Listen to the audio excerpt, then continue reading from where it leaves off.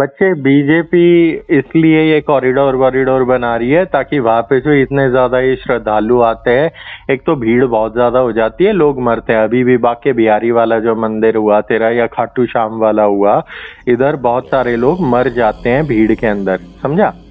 जब वो लोग मर जाते हैं तो फिर सरकार को गाली पड़ती है। तो सरकार क्या कर रही है, आसपास जो दुकानें हैं, जो कब्जा करा हुआ है, उनको तोड़ के कॉरिडोर बनाने का ड्रामा करती है। उसके बाद वो मंदिर को कैप्चर कर लेगी।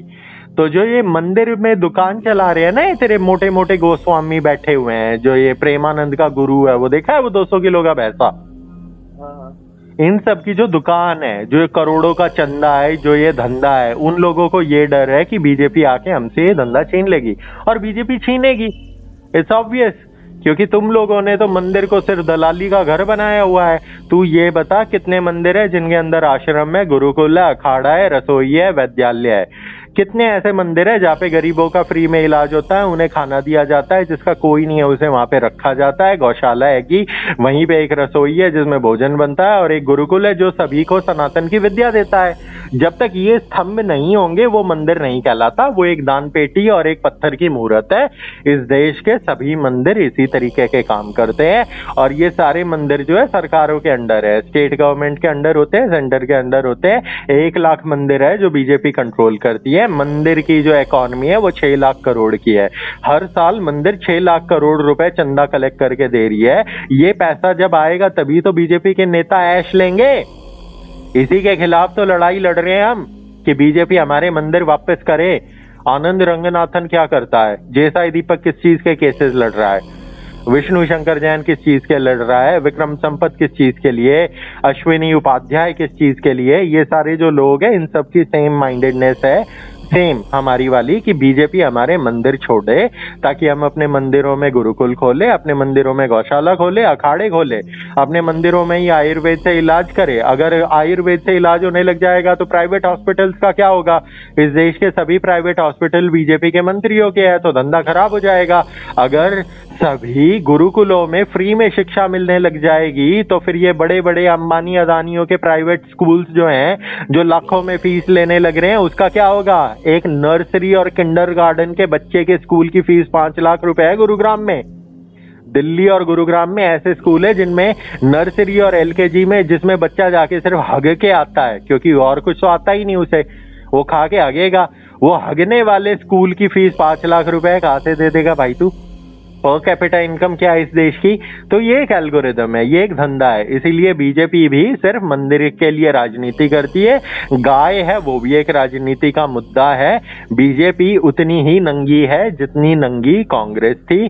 फर्क सिर्फ ये है कि बीजेपी इतनी नंगी नहीं है जितनी नंगी कांग्रेस थी, क्योंकि कांग्रेस की जो फोर फादर्स है और जो एंसेस्ट्री है वो मुस्लिम्स थी, Nehru, Indira and all these, Rahul vowel, ये सब। बीजेपी के पीछे आरएसएस का हाथ है। आरएसएस के जो विजन है उस विजन में मंदिरों और धर्म का कोई ज्यादा रेलेवेंस नहीं है, लेकिन उनकी जो विचारधारा है वो हिंदूवादी है, ठीक है, हिंदुत्व वाली। इसलिए बीजेपी सभी मंदिरों को प्राप्त करना चाहती है। हो गया। अभी मेरे यहाँ भी कुछ दिन पहले ये बीजेपी आरएसएस का हुआ था मार्च। ये 100 साल पूरे हो गए हैं हमारे, हम धर्म के लिए काम करते हैं। इतना दम है तो केरला में क्यों नहीं करा, इतना दम है तो तमिलनाडु में क्यों नहीं करी। केरला के अंदर भी एक मार्च हुई थी जिसमें आरएसएस वालों को जूते के नीचे रख के सर पे तलवार और अल्लाहू अल्लाहू के नारे चल रहे थे। केरला के अंदर मार्च होते हैं पीएफआई के और इन सब के, जिसके अंदर आरएसएस के लोगों को वो निक्कर में हाथों में हथकड़ी पहना के घुमाया जाता है। Kerala is a dead state, वहां क्या करोगे। तमिलनाडु के अंदर क्या करोगे। स्टालिन ने क्या किया है, स्टालिन तो हिंदी बंद करने के चक्करों में है। और तुझे पता है इस देश के सबसे ज्यादा मंदिर और उनपे कब्जा स्टालिन का है, जो साला हरामजादा खुद एक कन्वर्टेड क्रिश्चियन है, ठीक है, जो सनातन को गाली कह देता है, एड्स कहता है, ये सब। क्या करोगे। आंध्र के अंदर अभी जो हाल है वो जाके देखो, वहां पे मुस्लिम्स के एरिया के अंदर तू जाके दिखा दे, ठीक है। और छोड़, तू महाराष्ट्र में चला जा, भिवंडी में चला जा, डोंगरी में चला जा, मीरा रोड पे चला जा, हर स्टेट के अंदर तुझे हम गिनवा सकते हैं। ऊपर से चलेगा, ऊपर कश्मीर पूरा का पूरा इस्लामिसाइज हो चुका है, पंजाब के अंदर इस्लामिक कम है, क्रिश्चियन मिशनरीज ने 38 to 40% जो गरीब दलित है उन्हें कन्वर्ट कर दिया है। वहां पे मेरा यीशु यीशु तेरी बल्ले यीशु दी बल्ले बल्ले हो रही है। हरियाणा के अंदर हमें जातियों में लड़वाया जाता है, ठीक है, ये जाट है, ये मणिया है, गुज्जर है, ब्राह्मण है, इस तरीके से। लेकिन हरियाणा में भी एक मेवात करके है डिस्ट्रिक्ट, वहां पे जो नू जगह है वो नू डिस्ट्रिक्ट मेवात बोलते हैं, जिसे मिनी पाकिस्तान बोला जाता है। वहां पे आज से 3 साल पहले एक जल अभिषेक यात्रा थी। उस जल अभिषेक यात्रा में 25,000 हिंदुओं के ऊपर 400 कटकों ने गोलियां चलाई थी और पीटा था हमारे लोगों को। क्या उखाड़ लिया तुमने? पूरी स्टेट हरियाणा की हमारी जो है वो हिंदुओं की है। राजस्थान के अंदर तुम्हारा हाल बिगड़ ही चुका है। भिलवाड़ा, जहाँ पे एक भी मुल्ला नहीं था 2009 से पहले, आज वहाँ पे 5 लाख लोग एक साथ इकट्ठा होते हैं। जोधपुर देख ले, जयपुर देख ले, हर जगह वो उठा ले। यूपी के अंदर सबसे ज्यादा मुसलमान वैसे ही रहे हैं। यूपी के अंदर मुजफ्फरनगर, बिजनौर, मेरठ, उसके बाद तेरे अलीगढ़ पलीगढ़ के एरिया जाके देख ले, वहां पे क्या होता है। उसके पश्चात बिहार में तेरा सिवान और बाकी मुसलमान देख ले। बिहार के अंदर मुस्लिम पॉपुलेशन जो वोटर्स की है वही तेरी 18-19% है। बिहार का जो SIR का डाटा आया है वो डाटा कहता है मुस्लिमों की 10 साल में 300 गुना पॉपुलेशन बढ़ गई है और हिंदुओं की 168%। ऐसा कैसे हो सकता है? वहां पे भी इलीगल बांग्लादेशी आगे बसे हैं ना। बंगाल तुम्हारे हाथ से जा ही चुका है, ये चीज तुम देख ही चुके हो। इसके अलावा जो तेरी 7 सिस्टर स्टेट्स है, अरुणाचल, मिजोरम, ये वो असम वसाम वाला एरिया, उधर भी मुस्लिम घुसपैठिए आ चुके हैं। उसके पश्चात जो मणिपुर है वहाँ पे कुकी है। कुकी तेरे कन्वर्टेड क्रिश्चियन है जो ड्रग्स का काम करते हैं। वो मेतईयों को वहाँ पे वैसे पीट रहे हैं, ठीक है, हिंदू है मेतई इसलिए पीटा जा रहा है। मध्य प्रदेश है, मध्य प्रदेश के अंदर भी खूब है मुस्लिमों की पॉपुलेशन। राजस्थान के अंदर हो चुकी है, गुजरात के अंदर हैं, लेकिन वो वाले जो मुस्लिम है वो लोग पैसा कमाने में थोड़े बिजी हैं। क्यों? क्योंकि वहाँ पे सबसे ज्यादा industries, business, road, infrastructure BJP ने बना के दिया है, इसीलिए बीजेपी राज करती है। हमारे देश की मैन्युफैक्चरिंग कैपिटल गुजरात है। महाराष्ट्र के अंदर जो है वहाँ पे बहुत सारे एरिया हैं जहाँ पे मुस्लिम से अंडरग्राउंड और अंडरवर्ल्ड जो तेरा पूरा है सारा सेटअप वो मुस्लिम से करते हैं। ड्रग्स हो, स्मगलिंग हो, ह्यूमन ट्रैफिकिंग हो, ये सारे गलत काम हो। कर्नाटक के अंदर है, वहाँ पे टीपू सुल्तान की दुकान पहले से ही खुली हुई है, वहाँ पे लाखों हिंदुओं को वैसे ही काटा गया था। केरला तेरा पूरा बर्बाद हो ही चुका है, वहाँ पे पहले क्रिश्चियन थे, अब मुसलमानों ने उन सबको भी फेल दिया है।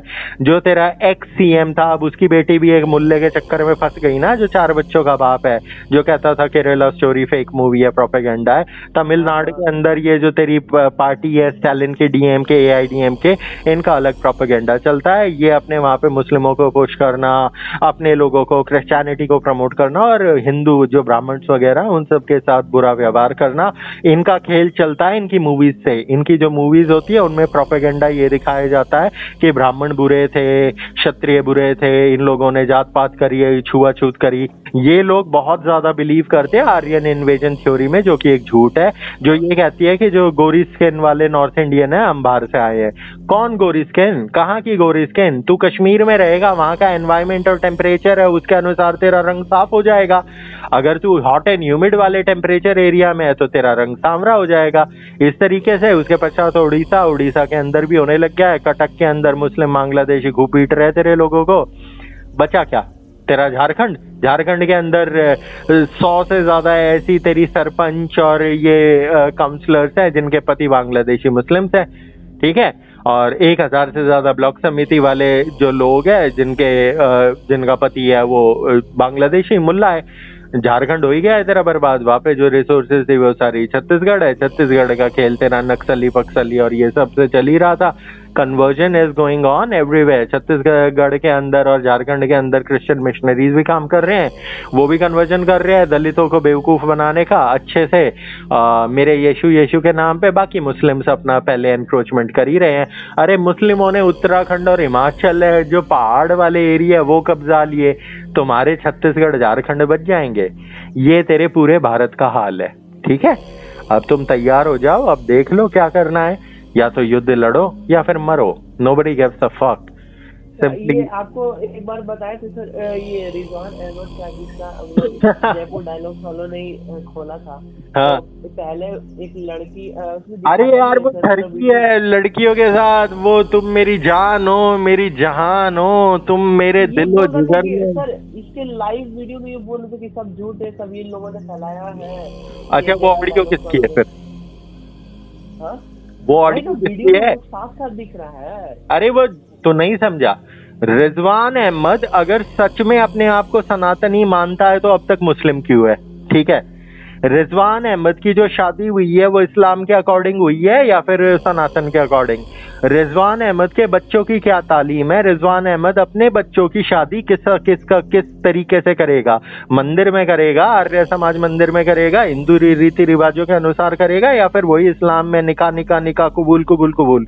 रिजवान अहमद बुढ़ा, वो एक जवान लड़की, जो भी वो लड़की थी उसके साथ, तुम मेरी जान हो, जहान हो, ये हो, बस ये वो, अबे उसे फ्लर्टिंग बोलते हैं।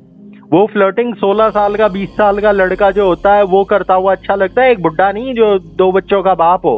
तो ये पाप है। कल को अगर संजय लाइव सेशन भी चल रहा है। हाँ, अभी इसका लाइव सेशन भी चल रहा है अपना, रिजवान रूबरू नया चैनल, उस पर ये अभी लाइव भी आ रहा है। भैया पैसे कमाने का तरीका है। जब तुम ये लाइव जाते हो तो अजीत भारती को भी डेली के कई हजार लोग पैसे देते हैं, वो जो तेरा सुपर चैट होता है। ऐसे ही कुणाल कामरा को आते हैं, कुणाल कामरा को तो लाखों में आते हैं, ध्रुव राठी को लाखों में आते हैं डॉलर्स में। ऐसे ही रिजवान अहमद भी चाहता है कि सुपर चैट के माध्यम से उसे लाखों रुपए आते रहे और वो बैठ के टीवी पे बकवास करता रहे, उसे न्यूज चैनलों पे जाने का मौका मिल जाए। अब एक चीज समझ, वो एक मुस्लिम है, हम चाहते हैं कि कोई मुस्लिम मुसलमानों को गाली दे, समझा? हाँ। अच्छे से समझ इस चीज को। तुम सब लोगों ने एक्स मुस्लिम साहिल को क्यों सपोर्ट करा? वो गाली देता था इस्लाम को, इसलिए। अरे अगर एक्स मुस्लिम साहिल इस्लाम को त्याग के हिंदू बन जाता तो क्या उसकी कोई वैल्यू रहती? नहीं रहती। इस चीज को समझो। एक वसीम रिजवी करके, वो जो सुप्रीम कोर्ट के जो लॉयर थे, जो बाद में आनंद त्यागी बने हैं, जो कन्वर्ट हुए हैं, ठीक है, जिन्होंने वो 26 आयतें हटाने के लिए PIL डाली थी। इस चीज को समझो। ये जो एक्स मुस्लिम, अभी एक नया आ रहा है, एक नया है वो मूछ वाला, जिसने हलाला भी करे है। अरे आजकल एक नया एक्स मुस्लिम पॉपुलर हो रहा है, मूछ वाला है, वो जो लोकल सी लैंग्वेज है, नॉर्थ इंडियन है, जो कहता है हाँ मैंने 2 हलाला किए हैं, 11,000 रुपए। क्या है नाम उसका? सच वाला करके, ये उसके साथ कर चुका है। अबे सच वाला तो वो है महेंद्र पाल आर्य है, जो कन्वर्ट हो गया। महबूब अली मुफ्ती था, मुल्ला था, ग्रुप के अंदर भी था, उससे हमने इस्लाम का काफी ज्ञान लिया था, लेकिन वो ईश्वर को नहीं मानता। तो फिर बाद में होनी थी एंड ऑफ स्टोरी। एक बार फिर हमारा और उसका डिबेट हुआ। डिबेट में हमने कहा तो गीता क्या है? बोला गीता कृष्ण का ज्ञान है। मैं उसके अंदर कृष्ण क्या कह रहा है कि जो आत्मा है वही परमात्मा स्वरूप है। एकम सत्यम, मैं ही जो हूँ, मैं ही सत्य हूँ, मैं ही परमात्मा हूँ, मैं ही परमेश्वर हूँ। जब कोई भी मनुष्य अपनी आत्मा का स्वरूप देख लेगा वो ईश्वर को देख लेगा। तो इसका मतलब कृष्ण झूठ बोल रहा है। या तो तू ये कह दे कि कृष्ण झूठ बोल रहा है। अगर कृष्ण झूठ बोल रहा है तो फिर उपनिषद भी गलत है, क्योंकि उपनिषदों का सार ही गीता है। और अगर तू उपनिषदों को ही गलत कह देगा तो फिर तेरे वेद भी गलत हो जाएंगे। लेकिन वो ये नहीं कह सकता, क्योंकि उसकी जो दुकान है वो आर्य समाज के नाम पे चलती है। तो जो आर्य समाजी हैं, जो अपने आप को दयानंद सरस्वती और राजा राम मोहन रॉय वाले चेले मानते हैं, ये लोग कहते हैं वेद तो सही है लेकिन पुराण गलत है। तुम लोगों को पुराण पढ़ने ही नहीं आए। पहली बात तो पुराण अलंकार स्वरूप है, अलंकारों में लिखी हुई चीज है, उसको इंटरप्रिटेशन गुरु करता है। जिसकी जितनी बुद्धि है वो वैसा इंटरप्रिटेशन करता है। तो हमने उसने कहा था कि ईश्वर है ही नहीं, आता ही नहीं है धरती पे, ये कहा था। इस चीज में हमारा उसके साथ 1 घंटे का लेक्चर हुआ था, डिबेट हुआ था। उसके बाद वो बोला मैं आपसे सहमत नहीं हूँ। हमने कहा था कि आप मेरे लिए गुरु तुल्य हो, क्योंकि मैंने इस्लाम का बहुत कुछ आपसे सीखा है, लेकिन आप अपनी अज्ञानता और अहंकार का त्याग करो। आप आर्य समाज से हो। आपकी जो दुकान है वो चलती है मंदिर, पंडे, पुजारियों, इनको गाली देके, ठीक है। लेकिन आप इतने ज्यादा अंधे हो चुके हो अपने गाली गलोच में कि आप ये भूल गए हो कि ईश्वर सर्वव्यापी है, वो हर जगह है। अगर ईश्वर हर जगह है, हर सेल में है, हर हिब्स ब्योसॉन में है, हर गॉड पार्टिकल में है, तो ईश्वर पत्थर में भी है, ईश्वर हवा में भी है, ईश्वर पंच महाभूत है।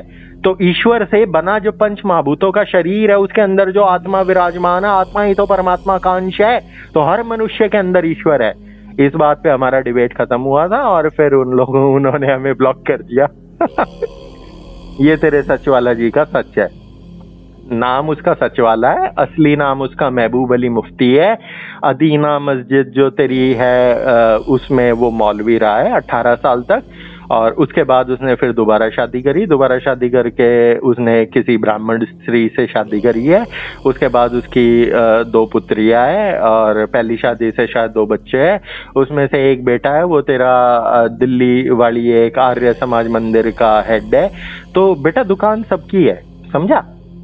सच वाला जो है वो भी डोनेशन पे ही जिंदा है। केवल हम हैं जिसे किसी से कुछ नहीं चाहिए। तो सच वाला है। अब उसने अपना नाम महेंद्रपाल आर्य रखा है। उसके प्रति हमारा स्नेह इसलिए था क्योंकि वो राजीव दीक्षित को उसने कन्वर्ट करा था। Rajiv Dixit is one of our forefathers and mentors. Rajiv Dixit भी मंदिर और पंडित और पत्थर वत्थर इस सब के खिलाफ थे, लेकिन उन्हें पता था कि ईश्वर गऊ में वास करता है, कर्मों में वास करता है, धर्म में, गुरुकुल में। तो उनकी वो विचारधारा थी। सिर्फ राजीव दीक्षित जी की वजह से हम महेंद्रपाल आर्य को रिस्पेक्ट करते थे और हमने इस्लाम की विद्या ली है उससे। बाकी हमने कहा था कि ठीक है, डायबिटीज है, अभी तो आंखें खराब हुई है, 75 साल के हो गए हो सके तो आप भी देखोगे इस्लाम का अंत इसी समय में। वो हमारे लेक्चर्स को आगे शेयर करते। ये प्रशांत किशोर इलेक्शन से पहले एग्जिट क्यों ले लिया? हरामी है वो दूसरा केजरीवाल बनना चाहता था, पैसे कमाने थे, उसने सीटें बेच दी। ऊपर से बीजेपी की सपोर्ट थी उसे, बीजेपी ने उसे खुद पुश करा था ताकि वो वहां पे राजद आरजेडी को कमजोर करने के लिए। प्रशांत किशोर जो वोटें कटवाएगा वो वोटें बीजेपी की नहीं है, वो आरजेडी की कटेंगी। खत्म, एंड ऑफ स्टोरी। उसने भी तो गुंडे मवालियों को सबको सीटें बेची है, पैसा कमाया है। प्रशांत किशोर को ये लग रहा था कि मैं बहुत बड़ा बकचोद आदमी हूँ, मैं केजरीवाल की तरह जनता को मूर्ख बना दूंगा और फिर मैं बैठ जाऊंगा गद्दी पे, मैं आ जाऊंगा सत्ता में। प्रशांत किशोर ने शुरू में जो इमेज बनाई थी वो ये थी कि मैं बिहार के लोगों का कल्याण करना चाहता हूँ। तो वो बकचोद आदमी है, उसने गाली गलौज करनी ही थी। बाद में उसने टोपी पहन ली, बाद में उसने मुसलमानों की अल्लाह ही अल्लाह करनी शुरू कर दी थी। वो तुम लोगों ने देख ही लिया होगा इंटरनेट के ऊपर। प्रशांत किशोर की पार्टी हग देगी, रुक जा, और 1 हफ्ता है। 9 तारीख को है ना